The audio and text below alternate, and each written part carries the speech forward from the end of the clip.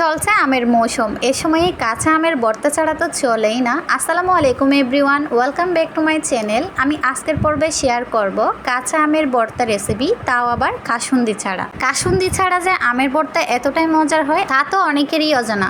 চলুন তাহলে আজকের রেসিপিটা শুরু করি। আমের ভর্তা করার জন্য এখানে আমি বেশ কিছুটা কাঁচা আম নিয়েছি। অবশ্যই ভর্তা করার জন্য পরিপক্ক আমটা নেবে, তাহলে ভর্তা খেয়ে শান্তি। এখন আমি সম্পূর্ণ আমগুলোকে ছিলে পানি দিয়ে পরিষ্কার করে ঠাক পরিষ্কার কাপড় দিয়ে মুছে নিয়েছি। এখন একটা গ্রেটারের সাহায্যে গ্রেট করে নেব। আম ভর্তা অনেকেই অনেক রকমের করেন, আমি আজকে গ্রেটার দিয়ে করে দেখাচ্ছি। এভাবে করলে খুবই মিহি হয় আর খেতে তো খুব ভালো লাগে। সবগুলো আমকে গ্রেট করে নিয়েছি, দেখতেই পাচ্ছেন একেবারে ঝুড়ি ঝুড়ি হয়েছে। 4 থেকে 5টার মতো হবে। কাঁচা জাল মিহি কুচি করে দিয়ে দিলাম, আর দিয়ে দিচ্ছি 2 টেবিল চামচ চিনি আর স্বাদ মতো লবণ।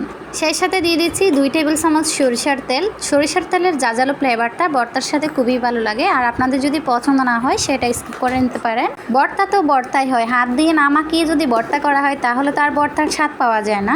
তাই হাত দিয়ে আমি ভর্তাটা করতেছি।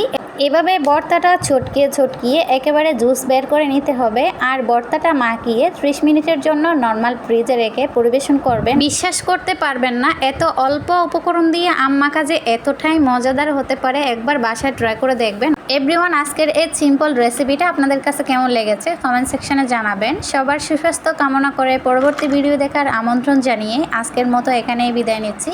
আল্লাহ হাফেজ।